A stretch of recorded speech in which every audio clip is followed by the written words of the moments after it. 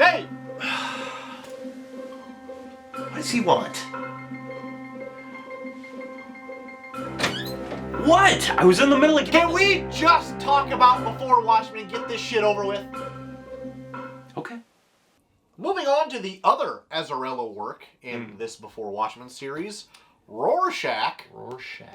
Illustrated by Lee Bermejo. Perfectly illustrated, in my opinion. God. And on paper... Can we agree, Lee Bermejo, one of the greatest artists of our time? I think he is. We could agree on that, for All sure. right, good. On paper, Azzarello, great for Rorschach. So, I would say the Rorschach one isn't really like a groundbreaking story. Nope. It's like a day in the life, kind of like in Rorschach's career. Yeah. And so it doesn't really do anything where it's like picks up, does a lot with the character, and then puts him back to play with. It's just like... I would say it adds nothing to the Watchmen mythology. No. Yeah, you're right. It doesn't pull from anything in the Watchmen mythology. Yeah, same. Yeah. It does both of those things that you said. Yes. But I feel like that's kind of what makes me enjoy it more than some of the other ones, is it doesn't feel like chained to the source material. Right. And it's just like, it's a throwaway story. It's just Rorschach dealing with a gang. Yeah. But I really enjoy this one. Oh, really? Yeah, I don't... Maybe it's the artwork, maybe it's the shorter issue size, but I don't know. This one, for whatever reason, really appeals to me. So I feel like this one is like very also violent. Yeah. And gory and gratuitous, where I see Azzarello doing that. So like that's also maybe I'm at a point in my life where that doesn't really appeal to me, the over violence and stuff, like the guy who just carves messages into women. Yeah. It's like, oh my god. But at the same time, they're great looking carvings. Yeah. Oh my god, they're pristine. I feel like this one is so saturated in that gritty, seedy, like 70s New York Times Square. Oh yeah, for sure. That it's the perfect encapsulation of everything from that era. Yeah. Where it's just like manhole covers billowing up like steam and like pimps and hookers and all these creeps on the street and taxis going by. Yeah. It's like, it's that. It's like Ghostbusters in New York. Or better yet, Taxi Driver in New York. Yes, that's which is called out directly in this. It's one of my favorite moments where Rorschach is fleeing from a gang and he hops in a cab and Travis Bickle from Taxi Driver is the driver. Yeah. And he sits there and talks with him about how much he appreciates people like Rorschach and how they've inspired him to like take up a crusade. And I'm like, that is perfect. Yeah, oh yeah, it's right here. I opened up right to the page. Yeah, De Niro himself there, just chatting with Rorschach in the back of his cab. I do like a few things in this where, what's the bad guy's name in this? Oh god, it's like Meathead or something Rawhead like that. Or something? Rawhead. Yeah, he's a disfigured war vet. Yeah. Who's like a mobster. His face is scratched to hell. And he has a pet tiger. Much like a Mike Tyson character. Yes, and he dresses in like Travolta, Staying Alive 70s attire, and even does like a full-page disco dance. He does. Which I love. So they kind of get Rorschach, I don't know, midway through this. Yeah. And his goons are like, should we take his mask off? Or whatever. I'm like, no, leave it on. Who cares what he looks like, whatever. But that's kind of cool because later on he's like walking across him, no mask. And he doesn't even know he's there. No. Like, he's getting the jump on him just incognito, being Walter Kovacs. Yes. And then, spoiler, at the end, that mobster takes his mask, puts it on, and goes out in the town. Yeah. And decides he's gonna, like, stir some shit up. Yeah. And, like, is so free, being able to just, like, act as a superhero. Yeah. But ends up getting beaten down by the public. Yeah. And then Rorschach, unmasked, just sneaks out. And no one even pays any mention to him. Yeah. So, pretty cool moment, but overall for me, it just kind of hit, like, midway. Yeah. Yeah. Maybe the art The art did elevate it, but, like, I still think, even with that, I was like, it hits about midway for me. Yeah, I would say something notable about both of these is they don't fit the 9-panel grid of Watchmen. Oh, yeah, that's Darwin true. Cook and Amanda Connor definitely adhere to. This one does not whatsoever. Yeah. It has a couple moments of, like, Watchmen punctuation. Yeah. But it is not even trying to fit, like, the 9-panel grid. Right. The Comedian doesn't really do that. It's got more of, like, a widescreen look to it, and, like, even some, like, weird panel layouts, like... Yeah. Like that one. I don't even know. Those are just odd shapes. Yes. And the J.G. Jones thing. Saying ass. I don't know what that is. But I would say, like, overall, like, none of these really do the 9-panel grid thing much. Except for, like, maybe the Minutemen one. Yeah. Yeah. All right. So now we get to the J. Michael Straczynski period of Before Watchmen, where we tackle Nite Owl and Dr. Manhattan. Let's start with Nite Owl. Sure. And this is art by Andy and Joe Kubert. Yeah. Joe Kubert, the big dog. Big one. Yeah. So, before when I was talking about the Rorschach one where it hit just kind of mid-level for me, this one does about the same. Yeah, okay. This one, I feel like... I like how they try to incorporate Nite Owl kind of teaming up with Rorschach a little bit. Mm-hmm. And even having, like, that third component in it where it's, like, this woman of the night who... Yeah, what's her name? I can't remember. I want to call her the Phantom Lady, but that's not it. I can't remember. It's something like... Yeah. Sexy slut or... That's it. Yeah. I can't remember. But I like the way that, because of the repressed sexual nature of Nite Owl, he's kind of, like, attracted to this kind of person where Rorschach is completely the opposite and completely against her. And it also stems from Nite Owl's upbringing, where he has a super abusive father, too. And his mother has always been kind of complacent in that until she just, like, stepped back and let him have a heart attack and died. But having said all those things, and summarizing it pretty well there with, like, what the themes are, I really do not like this series. Yeah. This is easily my least favorite. I would say this was it's bottom tier for me too. It doesn't really do anything for me. Maybe it's just poor Dan Dryberg is just so uninteresting. He's just like the nice guy, friend zone dude who just like I don't know. I just can't get behind him. I don't know, and I don't even really know what it is. It's just kind of another thing is I'm not a big Kubert fan. That might be it too. This is my least favorite of the art duties on this.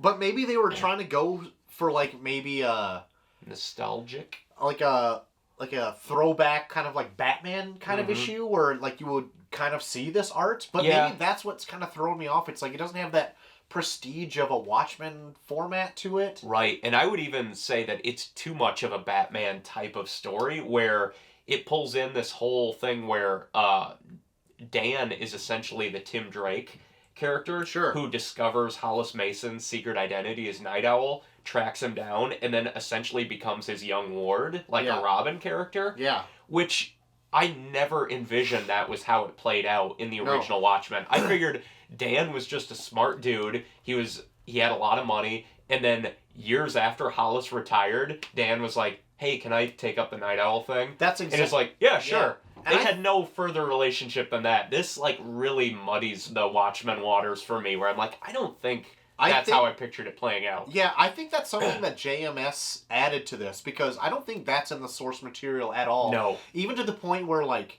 Hollis Mason is a bit of, like, a tech guru in this, and He's driving around in, like, an owl car, which I hate. I was like, no! I will not condone the Owlmobile. In Watchmen, all he says is that all he says that he is available to him is a strong left hook. Yes. He doesn't say anything about being like, oh, I can also make like a fucking Owlmobile or whatever. And he has an owl cave and all this. I'm like, absolutely not. He's handy. He can fix a car, but he does not have all these gadgets. No. Like, that's what Dan brought to it. Yes. Yes, I feel the same way. Yeah. And even more, I was really dissatisfied with Rorschach's characterization, where he's just like this simpleton sweeping a church under the thumb of this really crazy, like, stereotypical fire and brimstone preacher who's the, spoiler, serial killer going on around this storyline. I'm like, oh, God, Rorschach getting roped up under this guy? It's like, I want to give him more credit than that. And it just, all of it felt too on the nose for me. Yeah. Where I'm like, this is like what Watchmen would be deconstructing. Yes. Yeah, that's very well put. This is like, so if Watchmen were to ever take off and is like serialized, this is what I would kind of fear it would become. Yes. Is this. Yeah. Very true. And I'm also kind of disappointed because neither the Rorschach one or really the Nite Owl one, even though it includes Rorschach in this, like, they have a history of teaming up together, and I would love to see that team up work. We didn't get any great team up moment. And no that would Booster be fun. Gold and Blue Beetle. No. So I'm kind of disappointed that never happened, even though if you wanted to play the End is Nigh video game, that kind of happened, but that sucked. Oh, you beat a lot of jailmates. Oh boy, do you. Yeah, it was a bit of a bummer. I would say the best character in this was the Phantom Slut woman. Yes. She was easily the best character. Yeah, for sure. It's too bad I can't think of her name, and I'm even looking through this to find it real quick before I never imagined that him and her sealed the deal, though, before that, too. I always took it in Watchmen that she was like his fantasy, not really? someone that they actually had a relationship with. Sure. But let's move on to something a bit better. Yeah. And that's a Dr. Manhattan story, again from JMS, and this time joined by Adam Hughes. Yes. My lord. Out of all of them, I think this is my favorite one of all of the Before Watchmen stories. Really? Okay. Yeah. This has great art in it. Like, Adam Hughes draws a terrific Dr. Manhattan. Oh, God. And even though JMS kind of adds a little nugget that's not really... He adds, like, another paradox to the Dr. Manhattan where he could kind of, persona. like, throw his consciousness back in time to influence past events. Whereas, if you would read in just, like, the canon material, like, he's living all events simultaneously. Yeah, he's merely an observer. He can't influence the past or the future. Needless to say, I think it's a fun wrinkle to put in this story, and I think it plays out really well because it plays with, like, a Schrodinger's cat. Yeah. Ideal, even to the point where they're talking about Schrodinger's cat. Yeah, they straight up acknowledge it. But I really enjoyed that little wrinkle that they added, even though it's never really done again. Yeah.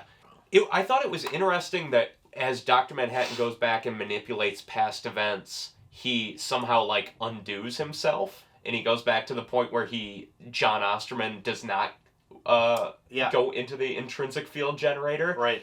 And then he ends up needing to seek the help of Adrian Veidt to ensure that he does become Dr. Manhattan as it plays out. Yeah. Which I thought was kind of a cool little wrinkle to it. Yeah.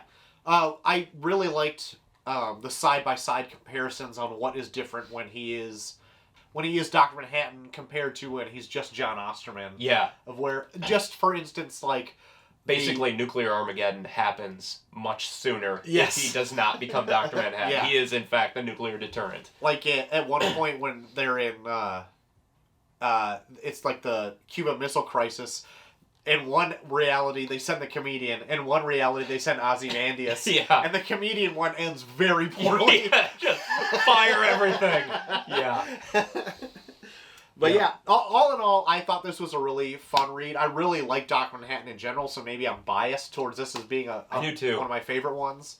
But I really think it's a well-done version of him. Yep, me too. Yeah. That'll just leave us at Before Watchmen, Ozymandias, written by Len Wein, art duties by Jay Lee. That's right.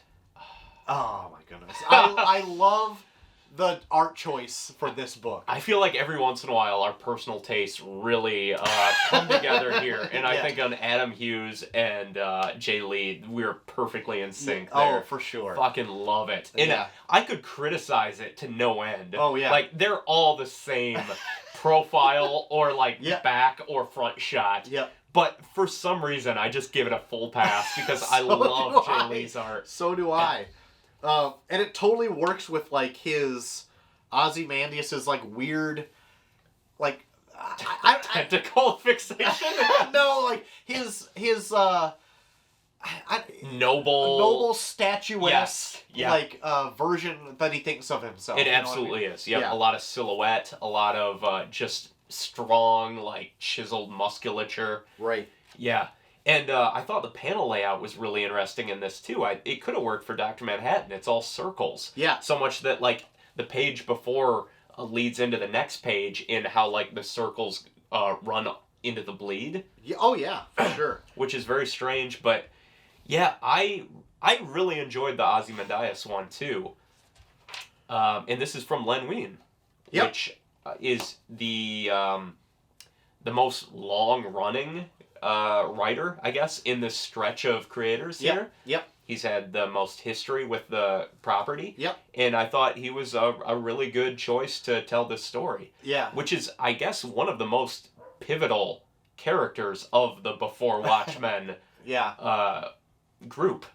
Yeah. I like this one. I don't know. It's one of my top ones, I guess. I don't think I like it as much as the Dr. Manhattan or the Minutemen one. Yeah. But it's up there. I think the art pushes it up. Yeah, if it had a different art, if it had Kubert on it, I think I might have dismissed it. But I think the art definitely elevates it. But again, reading through it, I think because maybe Len Wein has a bit of like a history with it, and now going back and doing research on it, like him kind of like kicking the property a little bit, I think is fun, but I think it maybe diminishes a little bit from the character, where he's not like this, like, super intelligent megalomaniac. He's like, oh, I just binge watched The Outer Limits and got this idea from this TV show. Yeah, they do say he just like watches TV over and over. He watches sci-fi programs in that era to try to come up with a solution. But then again, like, so it does do a fun little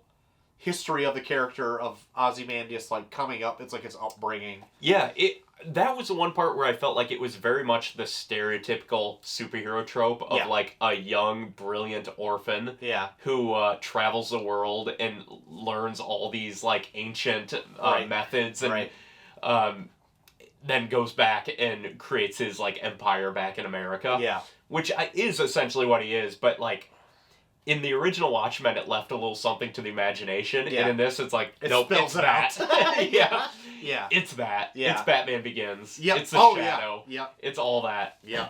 I wish it would have dealt a little bit more on him actually orchestrating his grand plan, and not so much on him, like, in his early days as a crime fighter, before he realized that he can make more of a difference by becoming, like, an altruistic philanthropist, rather than like a costumed adventurer. Yeah, I would like to have seen more of like his grand master scheme, more of that kind of stuff. Yeah, it felt like it was just getting to it when it ended, and I'm like, oh shit, that's kind of what I wanted the whole thing to be about. I want more of his like inner thought process of like weighing out the pros and cons of this. Yeah, because I think Ozymandias is probably the most interesting character of all of Watchmen, and he might be the one that's most underrepresented. And that's why I'm like, but like, I get it. Like, I get his decision, but like, man, what a cost that is. Like, I really want to see him struggle with that. Yeah. All in all, I don't know. This hit's kind of like high, middle of the road. Yeah. That one's good. Yeah. So then let's really wind it down here. This has been a long one, but there's a lot to cover. There's also a 2-issue Moloch mini by Straczynski, who's actually the writer on this, and Edward Rizzo did the art. Thought it was just a great, kind of heartbreaking tale of Moloch's early days as a freakishly deformed child who ventures into a life of crime and then goes to jail and is put on parole by Ozymandias and attempts to pay penance for his past actions by like working a straight job, trying to contribute to the greater good, not knowing that it's all leading to this eventual doomsday scenario in New York. Oh, I've also been secretly giving you cancer. Yes. And then when he does find that out, he accepts it because he's like, well, I did a lot of bad shit in my life. I guess this is what I have to do to condone for it. Yeah. Like, wow, that's pretty sad. That's pretty rough. Yeah. It's a pretty grim story, but I thought it was good. And it was like the perfect length. Yeah. Like 2 issues was good on this. Yeah. And then there was also the Dollar Bill one-shot by Len Wein and Steve Rude, which is another, it's only 1 issue, a very quick encapsulation of the life and times of Dollar Bill, as he is a failed athlete, can't get a movie career, and ends up being a bank-sponsored corporate superhero who joins the Minutemen and then is eventually gunned down in battle. And it was just a nice little quick one-off telling of his origin where I'm like, this is perfect. I wouldn't mind getting like 4 or 5 more of these of the other Minutemen. Yeah. But 1 issue is perfect. Oh, yeah, for sure. I thought it was fun that of all the characters they decided to pull, it's Dollar Bill. Dollar Bill! And then, of course, they also do like the Crimson Corsair. Yeah. Len Wein also did that one as well. That one is more fleshed out. It came out in like 2-page installments. Yeah, it was the back material. It was the Black Freighter of all of the issues. Yeah, and then it was collected all here in one little chunk.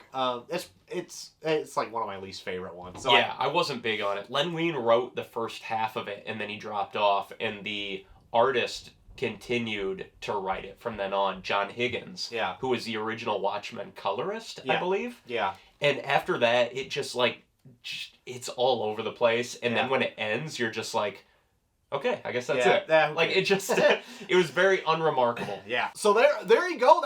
That's all of Before Watchmen right there. Should I do this while you're sitting? No. What do you think? How did it all work out? I don't think it was necessarily as damaging as all of the people out there thought it would be. No. It now exists and nobody cares. That's it. I think it just kind of like went into the ether. Yeah. You know, it made a big fan outcry at the beginning. Right. But then it was out and it was like, it's fine. It doesn't hurt the original property. No. And it doesn't change anything. No. But like, if you want to read a little bit more of some of these characters, like, yeah, it's, for the most part, they're kind of entertaining. Yeah. I would say that too. Like, they were so worried about them touching the property, but really it doesn't touch the property at all. It really doesn't. It just takes these characters and does like other things adjacent to Watchmen. Mm-hmm. But you have highs and lows on there too, as we've already discussed in every single title. Exactly. And even the ones that like kind of miss the bill, they don't diminish the original in any regard. No. So I think they're fine. Right. So, what do you think of Before Watchmen? Has anybody out there even read this? So, is that the end of it, Troy? Are we done with Watchmen? Well, no, Dave. Oh, boy. DC also got a hair up their ass to do a little bit more Watchmen stuff. Oh, man. So you must be talking about Rebirth. I am talking about Rebirth. I'm also talking about a little bit of The Button. Oh, The Button. Yes. So yeah, this was the first like official inkling of Watchmen seeping into the DC universe, right? Yes. Just as creepily as you said it. Yes. Yep. Yeah, and it was originally hinted in Justice League, the New 52, where we get this hint of Dr. Manhattan obliterating some foes. Right. Oh yeah. And then we get the grand scheme from Dr. Manhattan. He's orchestrating all these events in Rebirth. Yep. He obliterates Pandora in a very Rorschach-ian manner. Yes. And then we get the Button, which was just a whole lot of... I don't know like, why that needed to be so Watchmen-centric. Yeah, really. It didn't. It was way more Flashpoint-centric. Yeah. If we can speak openly here. You can, and thank you. You're welcome. So yeah, there's more of Watchmen to come. That's right. Dave. There's always more. It never ends, Troy. That's right. So, fans out there, What do you think of Before Watchmen? What are your favorite titles inside? What do you think of DC touching the property in general? Oof. Is. Or does? Or should happen. None of those. So let us know in the comments down below. And until next time, I have been Troy to the Max Extreme. And I've been Ghost Hunter Dave. And this has been Imperious Rex. We'll see you next time. Bye-bye.